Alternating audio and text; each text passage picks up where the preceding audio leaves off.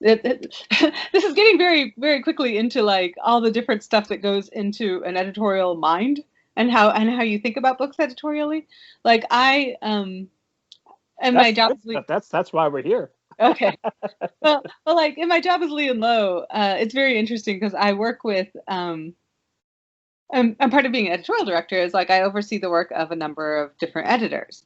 And one of the nice things about being editorial director is that you get to help put together a list that draws on the strengths of all your different editors, you know, or I should say I don't get to put together a list, but we all work together to put together a list that reflects a lot of different strengths. And so, for instance, I know about myself that I'm a person who really likes lists and patterns and structure, and that plot structure is very important to me. And so quite often the books I work on will have some kind of formal underlying skeletal structure, I would say, like patterns in how in like these. Well, here I have a book right here that this is coming out. This is Kiyoshi's Walk by Mark Carlins and illustrated by Nicole Wong. And it's coming out next March, and I just got copy. This is my very first copy. I just got it yesterday. Congratulations. Thank you. Yeah.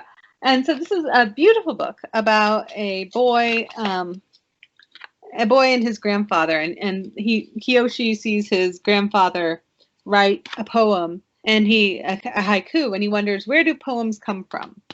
And his grandfather says, let's go for a walk. So they go for a walk, and they see, like here they go to the market, and they see some oranges and a cat, and then after they leave the market, his grandfather writes a haiku that sort of reflects on what they have just seen.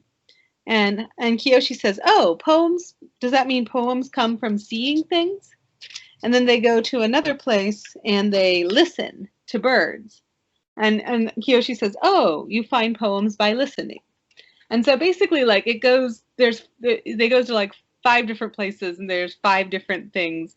And Kiyoshi gets a sense of like the 5 different senses and how they each contribute to the making of poetry. And so this is like, I think of it as like a classic Cheryl Klein book in the sense that there's this very specific structure that happens in the course of the story.